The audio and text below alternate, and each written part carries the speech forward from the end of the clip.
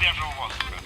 Прошу вас расстегнуть воротничок и ослабить пояс. L'idée, c'est autour de 2 tables rondes, 2 sessions thématiques, d'interroger les acteurs de la région Provence-Alpes-Côte d'Azur sur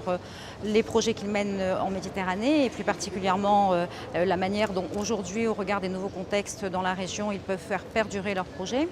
Et la deuxième session, qui est peut-être plus focalisée sur les collectivités territoriales, propose d'aborder les questions de patrimoine et l'impact que la culture et le patrimoine peuvent avoir en termes de développement économique et d'attractivité des territoires. La vocation de la semaine économique, c'est quand même de faire se rencontrer des acteurs qui viennent de différents univers, à la fois de la sphère privée ou de la sphère publique, et qui puissent à cette occasion échanger sur leurs projets, leur stratégie de développement aussi, les nouvelles opportunités qu'il peut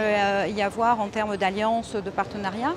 Donc on s'inscrit totalement en fait dans l'émission de Territoire solidaire, qui est un réseau qui a une vocation à se faire se rencontrer l'ensemble des acteurs qui travaillent à l'international, mais aussi évidemment, au-delà du tissu de la région PACA, les acteurs méditerranéens qui sont, il faut quand même le souligner, les premiers partenaires de la coopération à partir du territoire de la région PACA. Sur à peu près 300 acteurs que Territoire solidaire a recensés, nous avons la moitié qui coopèrent avec des pays riverains de la Méditerranée. Et en termes de culture, 80% des projets sont développés sur une action culturelle, qu'elle concerne la lecture publique, le patrimoine, les échanges culturels, les résidences d'artistes, etc.